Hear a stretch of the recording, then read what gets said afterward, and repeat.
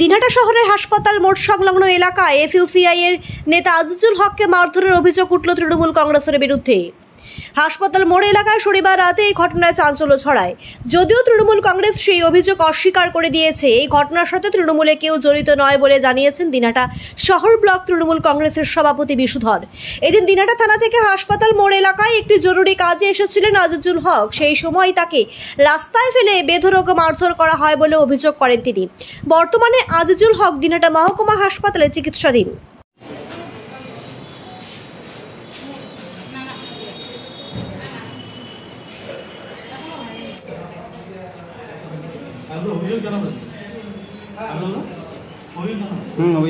গোটা রাজ্যে যখন তোলপাড়, দিনহাটাতেও এই আরজি করের ঘটনা নিয়ে একদল মানুষ আন্দোলনে নেমেছে। এখানকার শাসক দল তাদেরকে বিভিন্নভাবে হুমকি ধমকি দিচ্ছে। এই ধমকিরই আজকে একটা নতুন রূপ দেখলাম। একজন এই শাসক দলের এক নেতা এই মেয়েদের গ্রুপের একটি মেয়েকে আজকে তার ফেসবুক মেসেঞ্জারে একটা বার্তা পাঠায় যে তুমি অনেক বড়, তোমার অনেক বার বেড়ে গেছে, যে তুমি রেপ হওয়ার জন্য তৈরি থেকো। ফলে এই রেপের যে হুমকি, এটার প্রতিবাদ জানিয়ে আজকে দিনহাটা মহিলা থানায় জিডি করার জন্য এসেছিল সেই মেয়েটি। এবার থানায় জিডি নেওয়ার সময় শেষ মুহূর্তে মহিলা তাকে বলে যে একটি আধার কার্ড, যে পরিচয়পত্র হিসেবে আধার কার্ড দিতে হবে। সেই আধার কার্ডটি আমাকে জেরক্সের জন্য সেই মেয়েটি দেয়। আমি আধার কার্ড জেরক্স করার জন্য এই হাসপাতাল মোড়ে একটি জেরক্স সেন্টারে যাই। তখন তৃণমূলের একদল দুষ্কৃতী মনোজদের নেতৃত্বে ওখানে এসে আমাকে মারধর করে, লাঠি সহ বিভিন্ন জিনিসপত্র নিয়ে এসে তারা আমাকে মারধর করে। পাকা রাস্তার মধ্যে শুয়ে তারা আমাকে বেধড়ক মারধর করেছে। সারা বাংলা জুড়ে আরজি করের ঘটনা নিয়ে একটা তোলপাড় চলছে। সেখানে সাধারণ মানুষ অংশ নিচ্ছেন। দুর্ভাগ্যের কথা, লজ্জাজনক ঘটনা, ধর্ষণ এবং খুন, এর নিন্দার কোনো ভাষা নেই।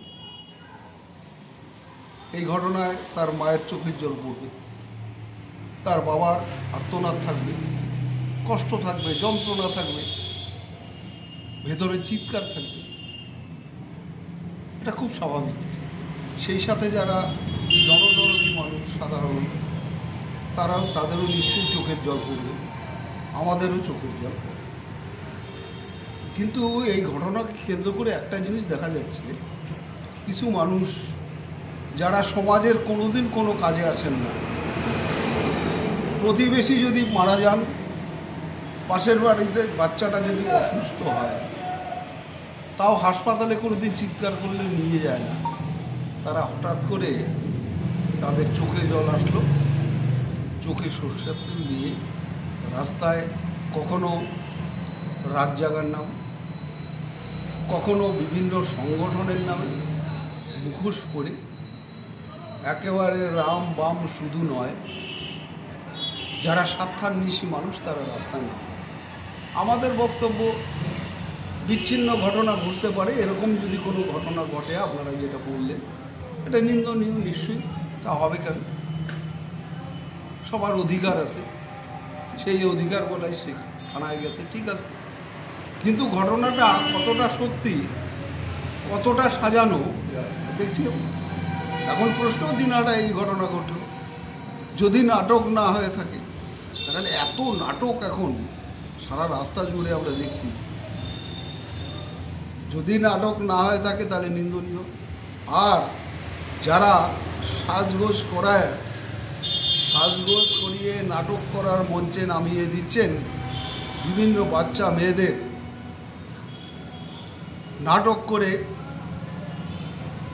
আজকে অশান্ত করো বাংলাকে, অশান্ত করো দিনহাটাকে, শান্ত দিনহাটাকে অশান্ত করো, উদয়ন গুহকে অসম্মানিত করো, খাটো করো, সেটা যদি করে থাকে সেটাও মারাত্মক।